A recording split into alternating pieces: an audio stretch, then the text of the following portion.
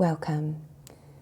In this episode, I am going to share with you a rewrite of an old blog post called Take Control of Your Suffering.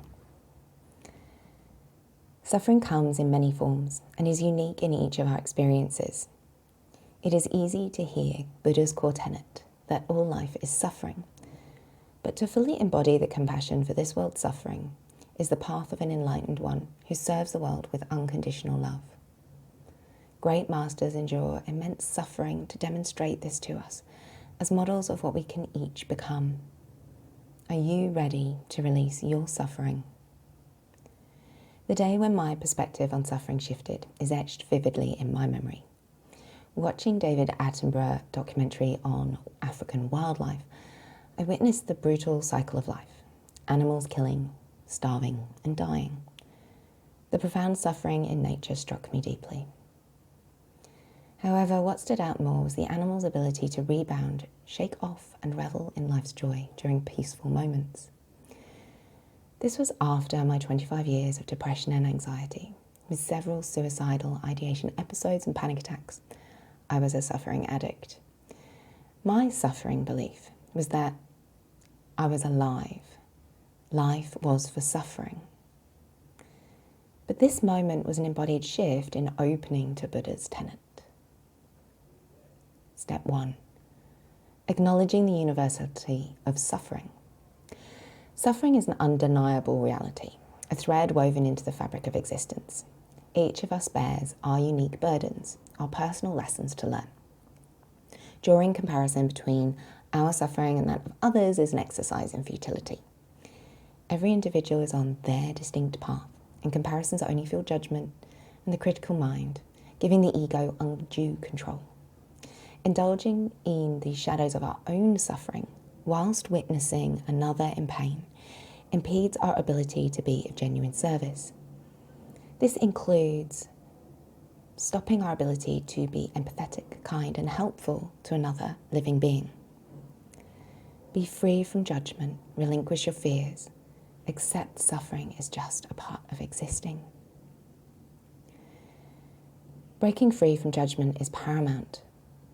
Shedding the weight of comparison and accepting suffering as an intrinsic part of existence is liberating. This involves relinquishing the grip of the ego, that part of ourselves that thrives on keeping us small and confined. Only by freeing ourselves from judgment can we extend authentic support to those navigating their own trials. Some people tell me that there is no need for forgiveness, only acceptance. Often these are high intellectuals. What they are hopping past is that they are in a human emotional body. Their minds judge and hold opinions. It is these opinions, beliefs and judgments that require forgiveness. If in doubt, say, I forgive myself completely, as a mantra. Do not consider what or why you forgive. Just know to do it and allow the changes to happen. Step 2. Suffering as a choice. Despite the hardships of human evolution and the struggles embedded in our history, modern day life paradoxically offers more time and freedom, yet mental health challenges have surged.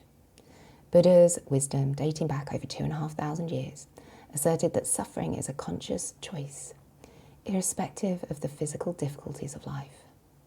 Taking responsibility for our reactions to life events is key.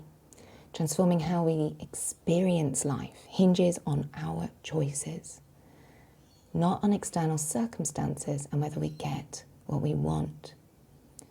Ask yourself, how am I choosing to experience this moment? Step 3. The impermanence of all things. Understanding that nothing is permanent and that we own nothing is a powerful realization. Recognizing that all things, including suffering and the lack of what we do not have, will pass. This brings us back to the present moment, the only moment that truly exists. Remind yourself, this too shall pass. Step 4. Ruminating in the past is a detour to healing. Depression resides in the past, anxiety in the future, and happiness is what is here in the present. While some therapeutic approaches delve into the past, revisiting and rehashing suffering, alternative methods emphasize healing through physical, body, and nervous system, and this is embodiment. Through embodiment, we are invited to experience the past in our body fully and allow it to move through the body into completion. And there are often stages of completion, and this is the healing journey. Get embodied support. If therapy is your preference, look for practitioners that use embodied practices like EDMR or Gestalt therapies. Or maybe take something like clarity breath work or somatic movement practices that start to make you feel safe to be in your body and experience these feelings. Step 5, escape the victim mindset.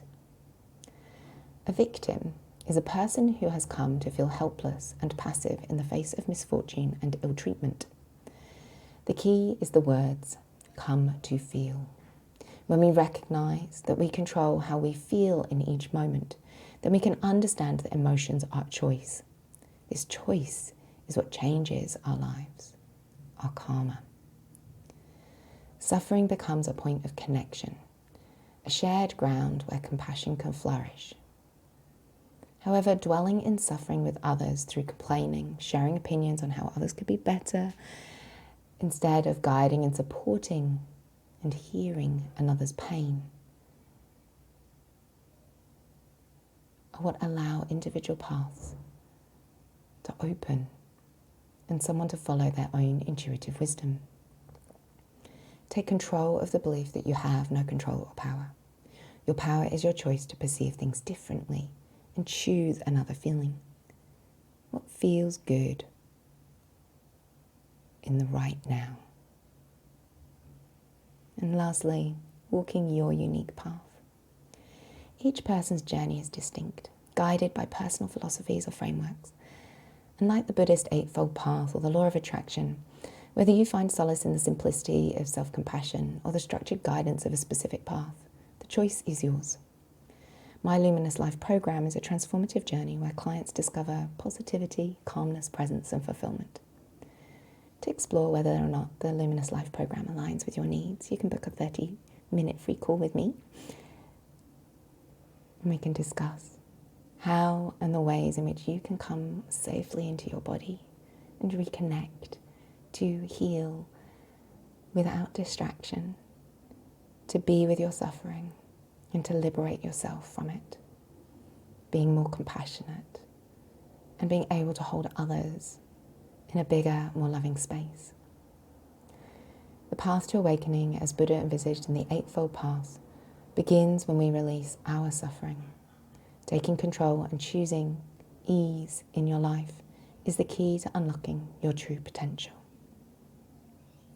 This blog post was originally published on the 12th of April 2018 and has been updated with the growth of myself and experience of working with my clients. I look forward to connecting with you, for we heal when we are in relationship. And I would love to guide you and hold you in this love that you already are.